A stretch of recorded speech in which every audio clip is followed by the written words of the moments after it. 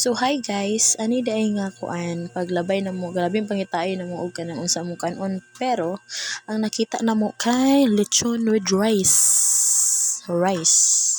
Bahala hilaw-hilaw ang rice pero lami man sad ang lechon. Worth it gihapon ang 100 pesos nimo guys kay kuan man pud daghan-daghan man pud ang lechon nga gibutang nila. Tapos ginapilahan po ni siya guys no. Basta lami gani pilahan gyud na. Oh, diba? Ani day guys is duha ka book ang ako ang gikuan. Duha siya ka serve ang ako ang gi-order kay malamang duha man mi, di ba? So, kuha na din tani sa bayad kay gihatag naman ang ato ang order.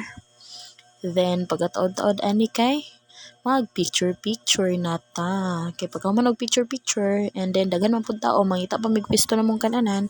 So, mora picture. So, mora guys, thank you for watching. Babush!